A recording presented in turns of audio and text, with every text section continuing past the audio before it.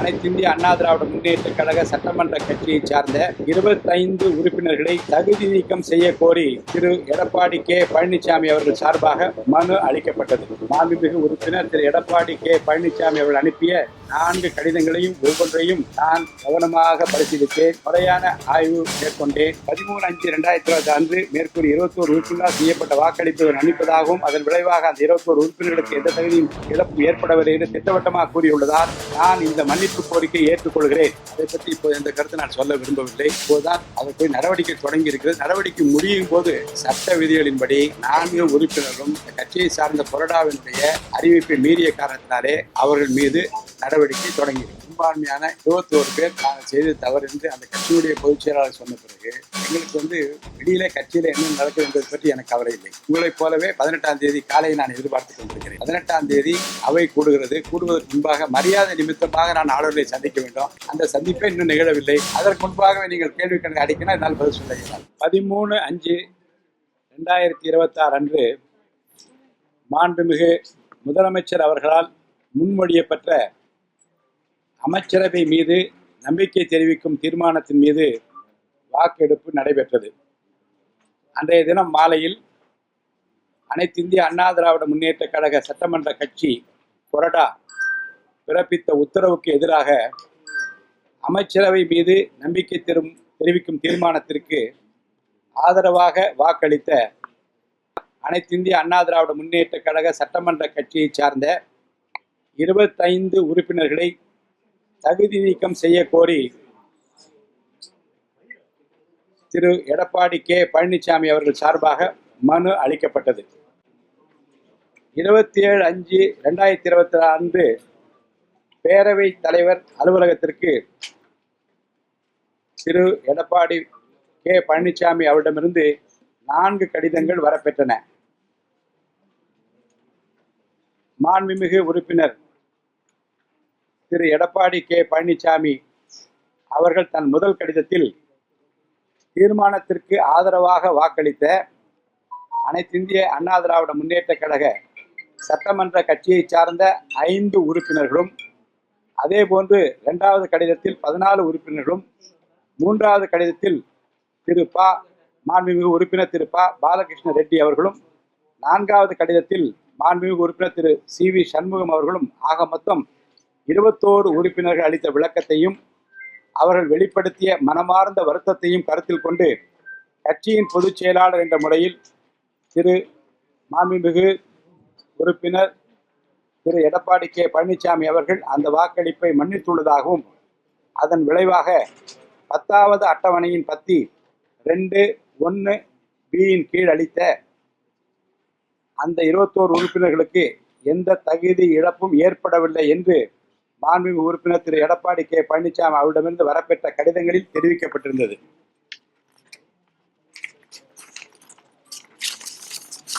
அனைத்திந்திய அண்ணா திராவிட முன்னேற்ற கழக இயக்கத்தின் பொதுச் செயலாளர் மாண்புமிகு உறுப்பினர் திரு எடப்பாடி கே பழனிசாமி அவர்கள் அனுப்பிய 4 கடிதங்களையும் ஒவ்வொன்றையும் நான் கவனமாக பரிசீலித்தேன். முறையான ஆய்வு மேற்கொண்டேன். பேரவை விதிகளின் முக்கியமான கருத்துக்களையும் மனதில் ஏற்றுக்கொண்டேன். இறுதியில் அதிமுக கட்சியின் பொதுச் செயலாளர் மாண்புமிகு திரு எடப்பாடி கே பழனிசாமி அனுப்பிய கடிதங்களில் 13/5/2026 அன்று மேற்கூறிய 21 உறுப்பினர்களால் செய்யப்பட்ட வாக்களிப்பை அவர் மன்னிப்பதாகவும் அதன் விளைவாக அந்த 21 உறுப்பினர்களுக்கு எந்த தகுதி இழப்பும் ஏற்படவில்லை என்றும் திட்டவட்டமாக கூறியுள்ளதால் நான் இந்த மன்னிப்பு கோரிக்கையை ஏற்றுக்கொள்கிறேன். அந்த 21 பேரை உங்களுக்கு நான் படிச்சிடுறேன். மாண்புமிகு உறுப்பினர் திரு SS சுகுமார் ஆற்காடு, மாண்புமிகு உறுப்பினர் திரு NSN நடராஜ் காங்கேயம், மாண்புமிகு உறுப்பினர் திரு ஹரிபாஸ்கர் அந்தியூர், மாண்புமிகு உறுப்பினர் திரு மோகன் பண்ருட்டி, மாண்புமிகு உறுப்பினர் திலீபன் ஜெய்சங்கர் சங்கரன் கோயில் தனி, மாண்புமிகு உறுப்பினர் திரு நத்தம் விஸ்வநாதன் நத்தம், மாண்புமிகு உறுப்பினர் திரு SP வேலுமணி தொண்டாமுத்தூர், மாண்புமிகு உறுப்பினர் திரு KP அன்பழகன் பாலக்கோடு, மாண்புமிகு உறுப்பினர் திரு R காமராஜ் நன்னிலம், மாண்புமிகு உறுப்பினர் திரு C விஜயபாஸ்கர் விராலிமலை, மாண்பு உறுப்பினர் திரு எம்.ஆர். விஜயபாஸ்கர் கரூர், மாண்பு உறுப்பினர் திரு கே.சி. வீரமணி ஜோலார்பேட்டை, மாண்பு உறுப்பினர் கோ. ஹரி திருத்தணி, மாண்பு உறுப்பினர் அருள்மொழி தேவன் புவனகிரி, மாண்பு உறுப்பினர் திருமதி லீமா ரோஸ் மார்டின் லால்குடி, மாண்பு உறுப்பினர் கு. ரவி மனோகரன் பழனி, மாண்பு உறுப்பினர் திரு எஸ். சேகர் பரமத்தி வேலூர், மாண்பு உறுப்பினர் திரு இரா. ராகேஷ் சங்கராபுரம், மாண்பு உறுப்பினர் திருமதி மரகதம் வெற்றிவேல் பாப்பிரெட்டிப்பட்டி, மாண்பு உறுப்பினர் பாலகிருஷ்ண ரெட்டி ஓசூர், மாண்பு உறுப்பினர் திரு சி.வி. சண்முகம் மயிலம்.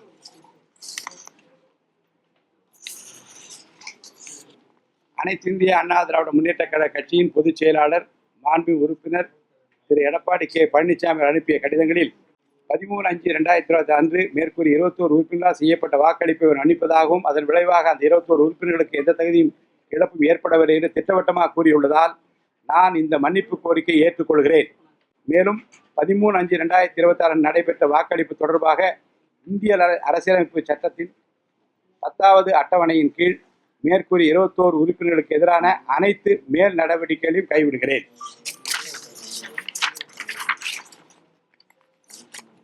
அடுத்து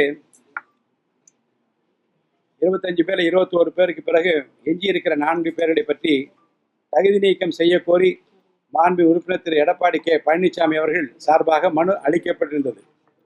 25 உறுப்பினர்களில் 21 பேருக்கு மன்னிப்பு வழங்கப்பட்டுள்ளதுடன் மீதமுள்ள 4 உறுப்பினர்கள் தொடர்பான மனுக்கள் மீது நடவடிக்கை தொடங்கப்பட்டுள்ளது என்பதையும் தெரிவித்துக் கொள்கிறேன். 4 உறுப்பினர்கள் பெயர்கள் மற்றும் தொகுதி: மாண்பு உறுப்பினர் திரு எஸ். ஜெயக்குமார் பெருந்துறை, மாண்பு உறுப்பினர் திரு கே. மரகதம் கொமரவேல் மதுராந்தகம், மாண்பு உறுப்பினர் திருமதி சத்யபாமா தாராபுரம், மாண்பு உறுப்பினர் திரு எசக்கி சுப்பையா அம்மா சமுத்திரம்.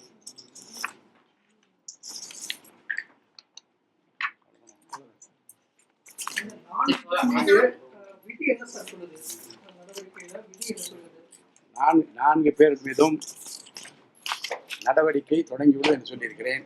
அது குறித்த விளக்கத்தை நடவடிக்கை முடிவு வருகிற போது நான் விரிவாக விளக்கமாக உங்களுக்கு நான் பதிலளிப்பேன்.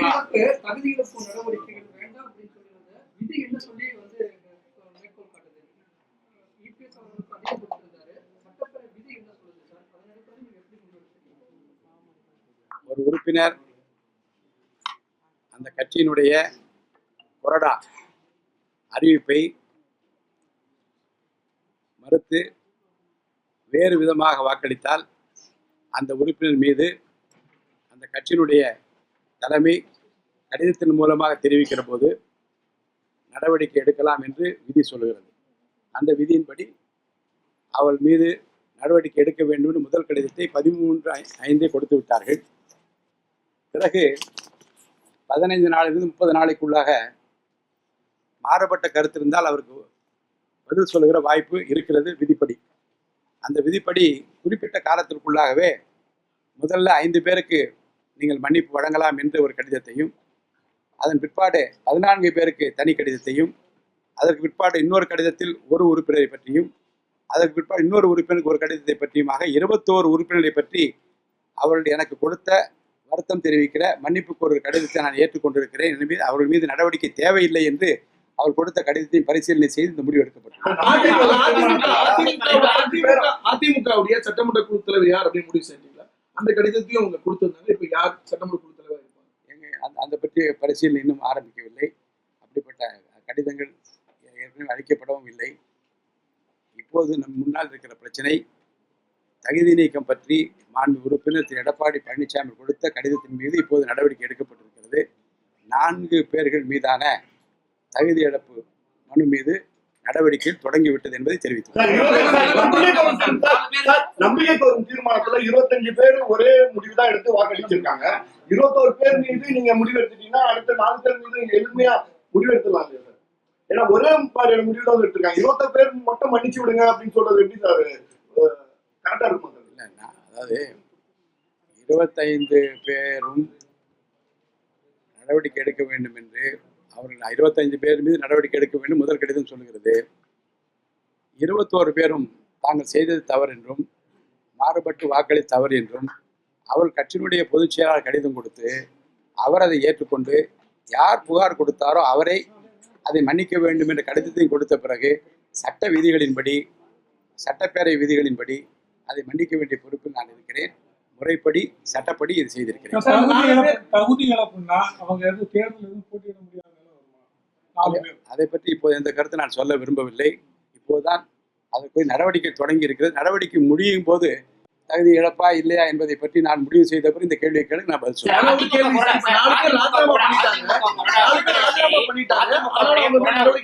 சட்டப்பேரவை விதிப்படி நடவடிக்கை எடுக்கலாமா? 4 சட்டமன்ற உறுப்பினர் ராஜினாமா பண்ணிட்டாங்க, ஆனாலும் சட்டப்பேரவை விதிப்படி அவங்க மீது நடவடிக்கை எடுக்க தொடங்கலாம். சட்ட விதிகளின்படி 4 உறுப்பினரும் அந்த கட்சியை சார்ந்த கொறடாவினுடைய அறிவிப்பை மீறிய காரணத்தினாலே அவர்கள் மீது நடவடிக்கை தொடங்கி இருக்கிறது. அதிமுக கொறடா உத்தரவு மீறிதான் அந்த 21 பேர் வாக்களிச்சிட்டோம் அப்படின்னு சொல்லி மன்னிப்பு கடிதம் கொடுத்திருக்காங்க. அது நீங்க அவங்க சொன்னதை எடுத்து ஏத்துக்கிட்டீங்க. ஆனா அந்த 13-5 அரசுக்கு ஆதரவா வாக்களிச்சாங்கல்ல, அவை குறுக்கில் ஏறுங்கல்ல, அது அப்படியே தான் இருக்குமா இல்ல அது எதுவும் திரும்ப நடவடிக்கை எடுக்கப்படுமா? திரும்ப அவங்க கேட்டாங்கன்னா அதை பற்றி பிரச்சனை இப்போது எழவில்லை. அரசுக்கு ஆதரவு தானா இல்ல திருப்பி அவங்க கேட்டுக்கொள்ளும் பட்சத்தில் என்ன பண்ணலாம்? அரசுக்கு வாக்கெடுப்பின் போது ஆதரவு தெரிவித்தது செல்லும். அதற்கு பிற்பாடு உள்கட்சி பிரச்சனையின் காரணமாக எங்கள் கொறடா உத்தரவை அவர் மீறினார் என்பதை பற்றியும் அதை பற்றி விவாதங்கள் பின்னாலே தான் வருகிறது. எனவே வாக்கெடுப்பில் 25 உறுப்பினர்கள் வாக்களித்தது செல்லுபடிதான்.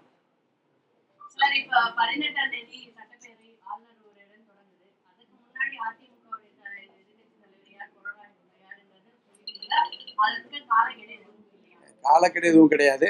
முறையாக ஆய்வு செய்து ஒன்றொன்றா அவர்களே கடிதம் கொடுத்தார்கள். காலையில் ஒரு கடிதம், மாலையில் ஒரு கடிதம் கொடுத்தார். காலையிலே கொடுத்தார்கள் தகுதி நீக்கம் செய்ய வேண்டும் என்று, மாலையிலே கடிதம் கொடுத்தார்கள். அடுத்து 27ஆம் தேதி 21 பேரை மன்னிக்கிறோம் என்று சொன்னார்கள். அவர்களாக முடிவெடுத்து ஒன்றை சொல்லுகிறார். நாங்கள் சட்ட விதிகளின்படி உரிய கால அவகாசத்தில் அதற்குரிய முடிவு அறிவிப்போம். ஒவ்வொரு கூட்டத்தொடரும் தமிழ் தாய் வாழ்த்தோட தான் தொடங்குறது மரபு. அந்த மரபு தான் இந்த முறையும் தொடரும். பொறுத்திருந்து பாருங்கள். கொறடா உத்தரவு மீறித்தான் அவங்க ஆதரவா வாக்களிச்சாங்க, அதனால மன்னிப்பு கொடுத்தாங்க.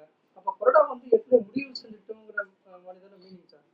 அதிமுக கொறடாவுடைய உத்தரவு மீறி அவங்க ஆதரவா வாக்களிச்சாங்க அப்படிங்கிறது அடிப்படையும் மன்னிப்பு கடிதம் கொடுத்த அடிப்படையிலும் தான் அவங்க நடவடிக்கை தகுதி இழப்பு இல்லை அப்படிங்கிற நடவடிக்கை எடுத்திருக்கோம். அப்ப கொறடாவை முடிவு பண்ணிட்டதுக்கு அப்புறம் தானே சார் அந்த உத்தரவு செல்லுமா செல்லாதான்னு முடிவு பண்ணுவோம். நீங்க சொல்லும் போது கூட அதிமுக பொதுச் செயலாளர் தான் சொல்றீங்க, சட்டமன்ற குழு தலைவர்னு சொல்ல மாட்டீங்க. அதான் அந்த முடிவு எடுக்கிறதுல ஏன் 25 பேரில் பெரும்பான்மையான 21 பேர் நாங்கள் செய்த தவறு என்று அந்த கட்சியினுடைய பொதுச் செயலாளர் சொன்ன பிறகு எங்களுக்கு வெளியில கட்சியில் என்ன நடக்குது என்பதை பற்றி எனக்கு கவலை இல்லை. எங்கள் அலுவலகத்தை பொறுத்த வரைக்கும், சட்டமன்ற பேரவை தலைவருடைய அலுவலகத்தை பொறுத்த வரைக்கும் எங்கள் சட்ட விதிகளுக்கு உட்பட்டு மனு அளிக்கப்பட்டிருக்கிறதா, அந்த மனு மீது நான் நடவடிக்கை எடுத்து என்பதை பற்றி தான் நான் கவலைப்பட வேண்டும். வெளியே நடக்கிற அரசியல் விவகாரங்களை பற்றி நான் கவலைப்பட தேவையில்லை. ஒருங்கிணைந்த அதிமுகவா சட்டப்பேரவை குழு தலைவர் தேர்வு தொடர்பாகவும் இல்ல நாங்க எல்லாரும் ஒருங்கிணைஞ்சிட்டோம்னு சொல்லிட்டு ஏதாவது ஒருங்கிணைந்து விட்டோம் என்று இந்த கடிதம் எனக்கு வரவில்லை. அவர்கள் மீது நடவடிக்கை நிறுத்திக் கொள்ளலாம், நடவடிக்கை தேவையில்லை என்ற கடிதம் தான் கொடுத்திருந்தார். அதன்படி 21 பேரை நாங்கள் இப்போது ஏற்றுக்கொண்டிருக்கிறோம். ஒரு கடிதம் அதிமுக எடப்பாடி பழனிசாமி சட்டமன்ற குழு தலைவர் எல்லாம் ஒருங்கிணைந்து ஒரு கடிதம் புதுசா அதை ஏற்றுக்கிட்டு அறிவிப்பீங்களா? நான் அவர் கொடுத்தால் ஏற்றுக்கொள்வீர்களா, கொடுக்காவிட்ட என்ன செய்யறது எனக்கு பதில் சொல்ல தெரியாது. எங்களிடம் வரப்பெறுகிற கடிதங்கள் மீது சட்ட விதிகளுக்கு உட்பட்டு நடவடிக்கை எடுப்பேன். அப்படிப்பட்ட கடிதம் இதுவரைக்கும் வரவில்லை. சார் 4 பேர் மீது விலக்குகள் எதனா பெறப்பட்டிருக்கா சார்? 4 பேர் நடவடிக்கை தொடரும் சொல்லியிருந்தீங்க. நடவடிக்கை தொடங்கியுள்ளது என்று தான் சொல்லியிருக்கிறேன். என்ன நடவடிக்கை, என்ன முடிவு என்பதை பற்றியெல்லாம் அவ்வப்போது உங்களுக்கு நான் அறிவிப்பேன்.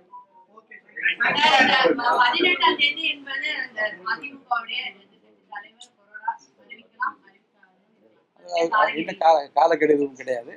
முறையாக அறிவிக்க வேண்டிய நேரத்தில் அவையெல்லாம் அறிவிக்கப்படும். மக்கள் சட்டப்பேரவை நிகழ்வுகளை நேரடியா பார்க்க ரொம்ப ஆர்வமோட இருக்காங்க.